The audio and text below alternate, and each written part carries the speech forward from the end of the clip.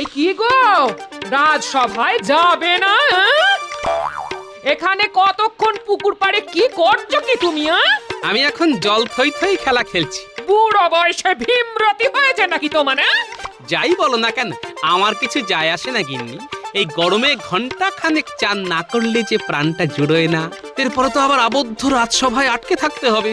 অনেক অনেক চান করেছো, এবার উঠে এসো দেখি। উফ, কি জ্বালা! তোমার কি কোনো কাণ্ড জ্ঞান নেই নাকি? রোজ রোজ রাজসভায় দেরি করে যাও। এই উঠে এসো। জ্ঞান আমার টনটনেই আছে, কিন্তু মনটা পুকুর ছেড়ে যেতে চায় না, বুঝলে গিন্নি। রাজসভায় মহারাজের জন্য তাও পাখা দিয়ে হাওয়া করার লোক আছে, কিন্তু আমাদের মতো কুঞ্চিত বঞ্চিত সভাসদদের জন্য তো এত ব্যবস্থা নেই গিন্নি। সেটা মহারাজকে মুখ ফুটে বললেই হয়। তোমাদের সবার সুবিধা অসুবিধার কথা মহারাজ নিশ্চয়ই ভাববেন। এখন চলো, খেতে চলো। ভাত সেই কখন থেকে বেড়ে রেখেছি, এতক্ষণ বোধহয় শুকিয়ে চাল হয়ে গেল। এই চলো চলো চলো চলো, জোর খিদে পেয়েছে। খেয়ে দিয়ে আবার রাজসভায় যেতে হবে। চলো চলো চলো।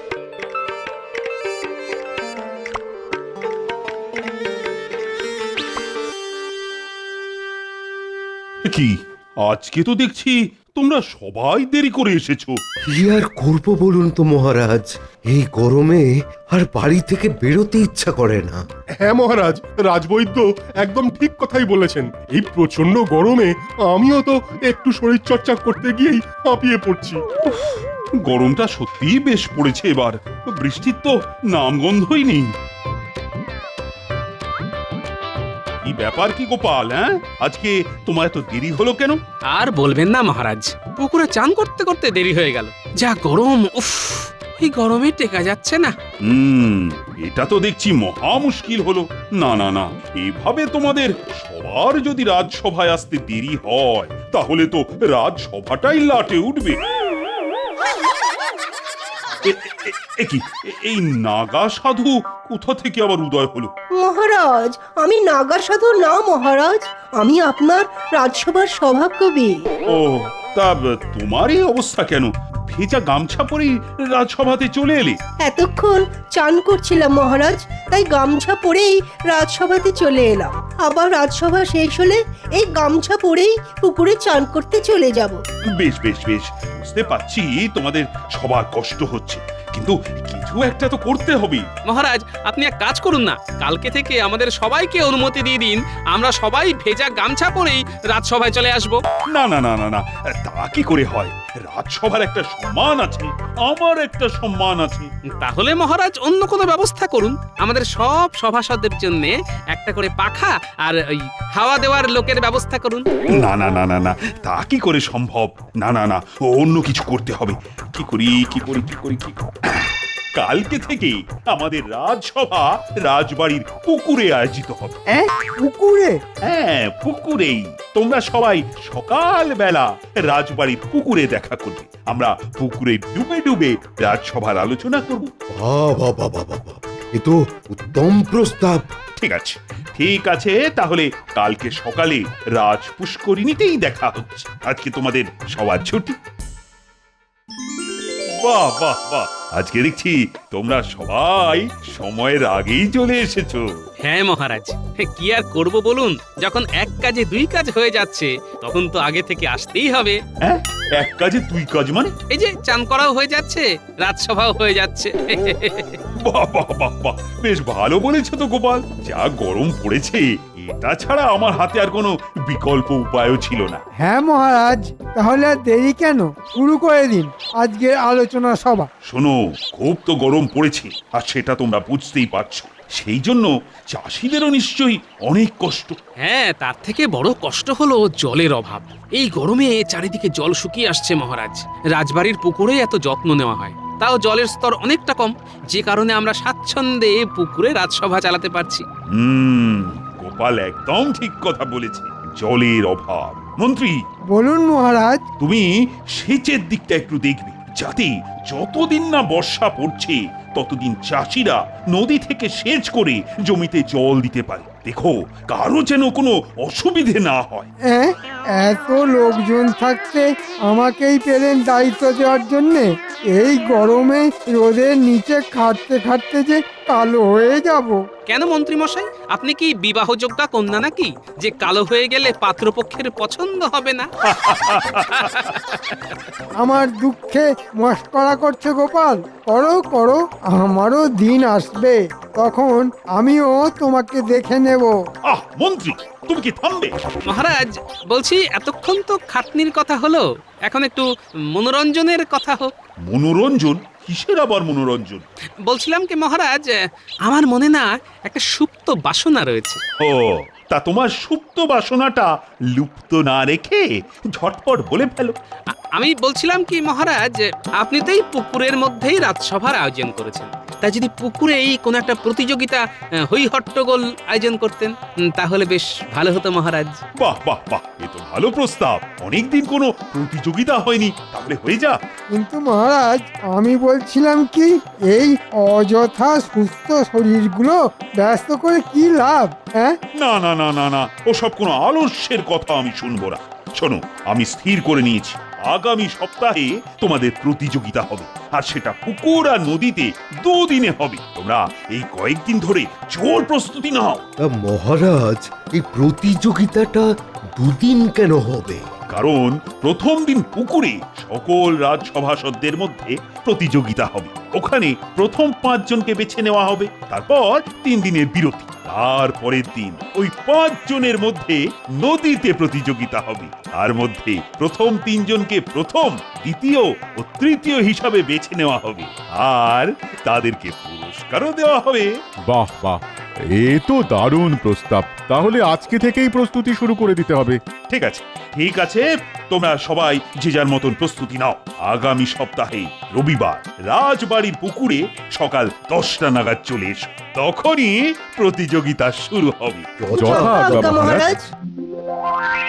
সেই কতদিন তো সাঁতার কাটার অভ্যেস নেই, এমন ভালো কাটতেও জানি না, কিন্তু প্রতিযোগিতাতে তো আমাকে জিততেই হবে, তাই কিছু একটা করতে হবে।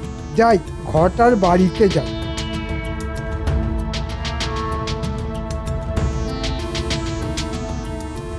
কিরে ঘটা, বাড়ি আছিস নাকি? কি রে?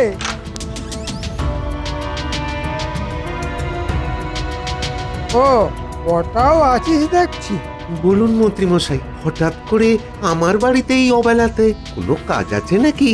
তা আছে বই কি। শোন, তোরা বেশ ভালো পারদর্শী দুজন ডুবুরির সন্ধান করে কালকে সকালের মধ্যে আমার কাছে নিয়ে আয়। কেন মন্ত্রী মশাই? আগে তোদের যেটা বললাম সেটা কর। আর আমাদের মানে ওই ওই হাত খরচ। হবে হবে, সব হবে। আগে তোদেরকে যে কাজটা করতে বললাম সেটা করে দেখাতো।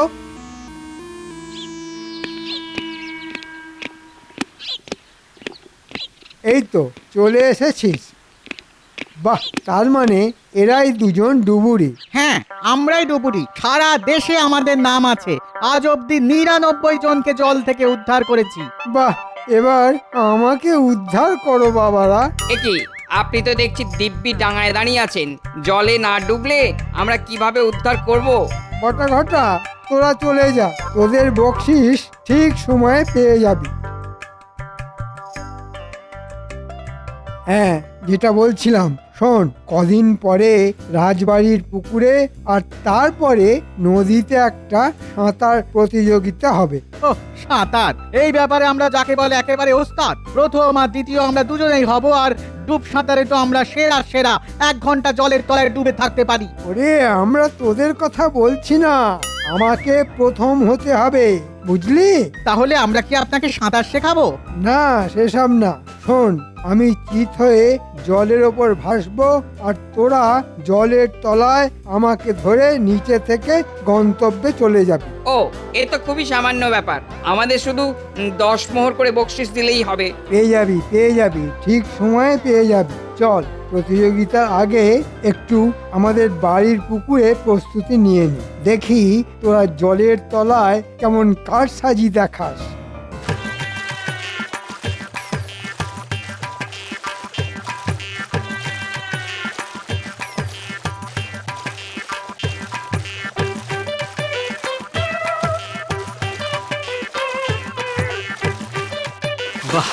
অনেকদিন সাঁতার কাটার অভ্যেসটা নেই, কিন্তু দেখছি এখনো বেশ ভালোই দম আছে।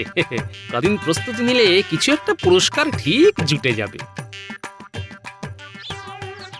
সেই যে মানুষটা কখন পুকুরে গেছে, এখনো ফেরার নাম নেই। যাই তো যাই, গিয়ে দেখি গিয়ে কি করছে।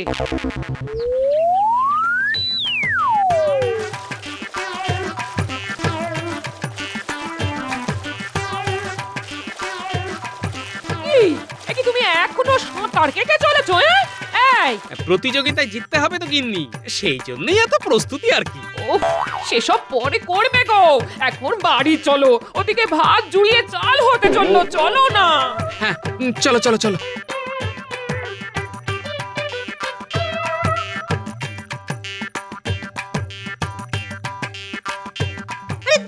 ধর ঘুড়িটা ধর। এই যা গেল, ঘুড়িটা গেল, জলে পড়ে গেল। ধর এই নাপলা, একটা ব্যাপার দেখ, মন্ত্রী মশাই আবার মরে যায়নি তো? চল মহারাজকে গিয়ে জানাই। দূর বাবা, আমি মরিনি। এ কি, এই দুজন কারা? ভাগ ভাগ ভাগ এখান থেকে। এ কি, তোমরা সবাই হাজির আছো, কিন্তু মন্ত্রীর দেখা নেই কেন? দেখুন মহারাজ, মন্ত্রী মশাই হয়তো এখনো চিত সাঁতার কাটার প্রস্তুতি নিচ্ছে। যা বলেছো, হতেই পারে।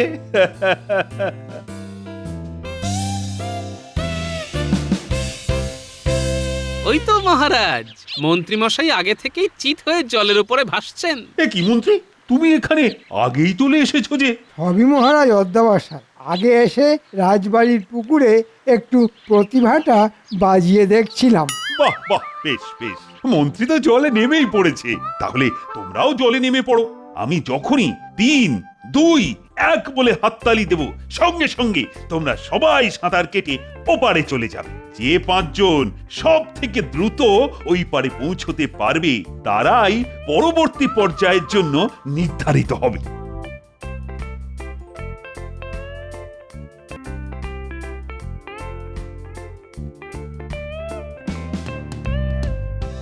কি সবাই প্রস্তুত তো? হ্যাঁ, প্রস্তুত। 3, 2, 1। চমৎকার, অসাধারণ অসাধারণ, বাহ, দারুণ দারুণ।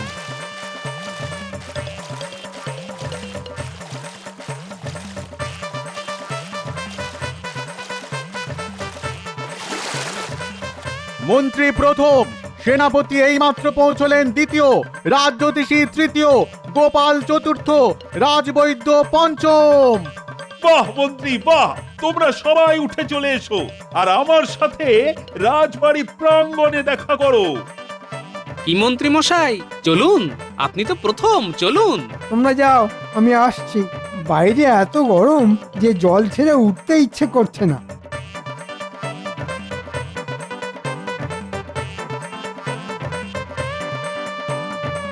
তোরা এখন এখান থেকে সরে পড়, নইলে জানাজানি হলেই বিপদ।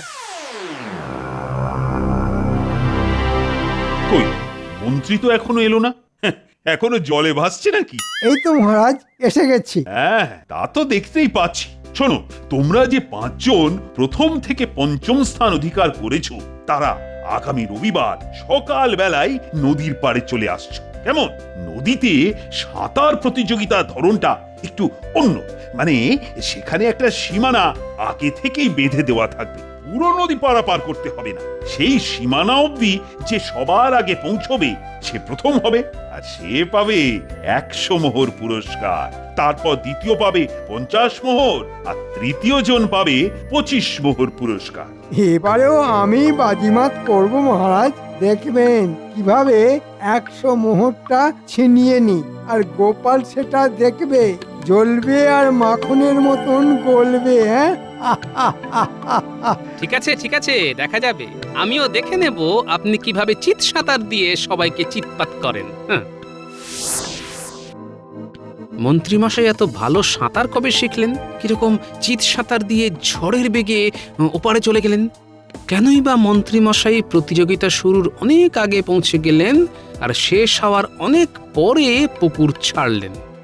প্রশ্ন প্রশ্ন অনেক প্রশ্ন মাথায় ঘুরঘুর করছে।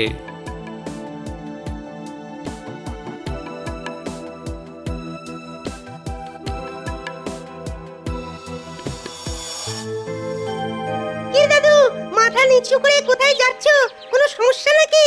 আর বলিস না, তোদের দাদু এই গোপাল যাকে মন্ত্রী কোনোদিন হারাতে পারে না, তাকে আজকে হারিয়ে দিয়ে মন্ত্রী প্রথম হয়ে গেল, তাও আবার চিৎ সাঁতার দিয়ে। সে কি বলছো দাদু, তুমি হেরে গেলে?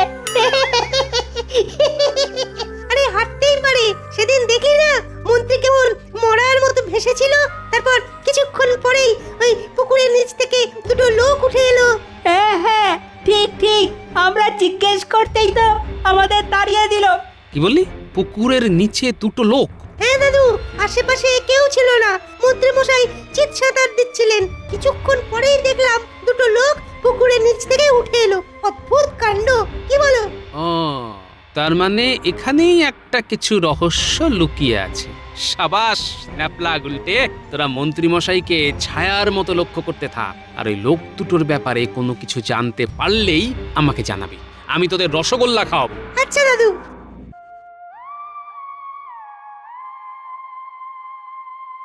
ওই দেখ ন্যাপলা, ওই দুটো লোক মন্ত্রীর বাড়ি সামনে এসেছে। আর সাথে ঘটাও আছে। চল আড়াল থেকে দেখি।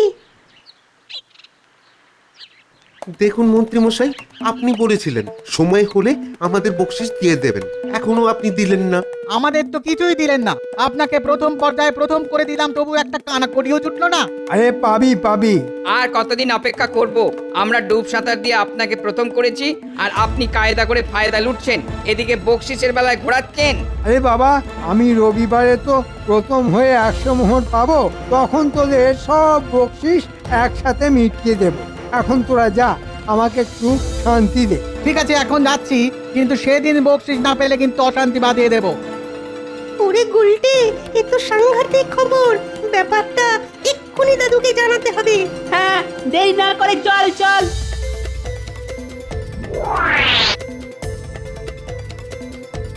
ও, তার মানে এই ব্যাপার। তার মানে ওই দুজন ডুব সাঁতারুই জলের তলায় শিল্প দেখাচ্ছে।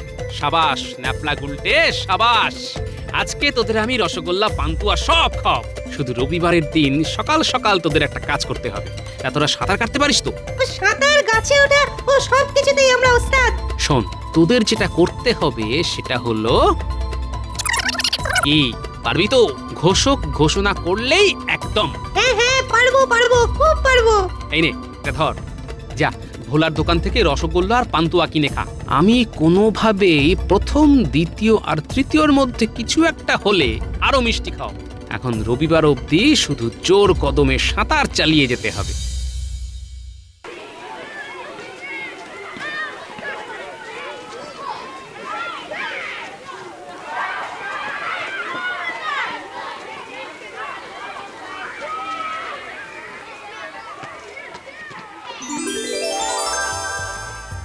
বাবা, আজকেও তো দেখছি মন্ত্রী আগে আগেই চলে এসে ভাসছে। কি হে মন্ত্রী, কি করছো? ও মন্ত্রী, এ কি গো, কথা কানে যাচ্ছে না নাকি? মহারাজ, মন্ত্রী মশাই মনে হচ্ছে আজকে ঘুমিয়ে ঘুমিয়ে সাঁতার কাটবে। এই যে মন্ত্রী, ওঠো। হ্যাঁ, কে কে কে? আমি ওঠো, এবার শুরু হবে তো, সাঁতার কাটবে তো। তা তো দেখাবই, আজকেও আমি জিতবো। এবার শুরু হতে চলেছে আজকের সাঁতার প্রতিযোগিতা। সবাই যে যার জায়গায় প্রস্তুত হয়ে যান। এই হলো ব্যাপার। উপরে ঘুমন্ত মন্ত্রী আর নিচে ডুবন্ত সাঁতারু। আমি আগে থেকেই প্রস্তুত।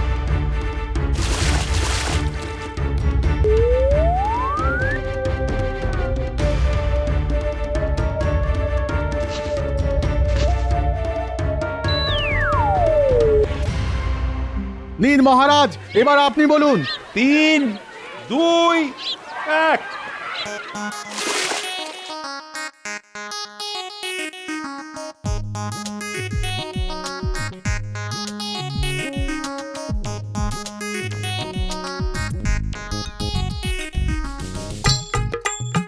চারজন দুরন্ত গতিতে এগিয়ে যাচ্ছে, কিন্তু মন্ত্রী মশাই এখনো এগোতে পারছেন না, উল্টো হয়ে জলের মধ্যে হাত পা ছুটছেন। আমাদের পায়ে দড়ি বাঁধলো কে? আমাদের পায়ে দড়ি বাঁধলো কে? কি সর্বনাশ হলো? ওরে হতভাগারা, এগো রে এগো। কি করে এগোবো? আমাদের তো পায়ে দড়ি বাঁধা, আমরা তো এগোতেই পারছি না। মন্ত্রী একটু এগোতে পারেননি। এদিকে দুজনকে দেখা যাচ্ছে জলের তলা থেকে উঠে মন্ত্রীর সাথে বচসা করছেন। ওদিকে প্রতিযোগিতায় প্রথম হয়ে গেল গোপাল। গোপাল গোপাল হয়েছে প্রথম, দ্বিতীয় স্থান পেল সেনাপতি, তৃতীয় হলেন রাজবৈদ্য। সাবাস গোপাল, সাবাস। কিন্তু ব্যাপারটা ঠিক বোঝা যাচ্ছে না। ব্যাপারটা আমরা বলছি মহারাজ। মন্ত্রী মশাই জেতার জন্য নামকরা দুজন ডুবুরি ভাড়া করে নিচে রেখেছিলেন। ওরা জলের নিচে তাড়াতাড়ি এগিয়ে যেত, আর মন্ত্রী মশাই এমনি এমনি ভাসতে ভাসতে এগিয়ে যেত। কিন্তু আমি ন্যাপলাদের কাছ থেকে ব্যাপারটা জানতে পেরে ওদেরকে বলি ডুবুরিদের পা বেঁধে দিতে, তাহলে মন্ত্রী অসৎভাবে জিততে পারবেন না। মন্ত্রী, তুমি এত বড় অসৎ, খল, প্রতারক। আজকে আমি তোমাকে জলে ডুবিয়ে মারব।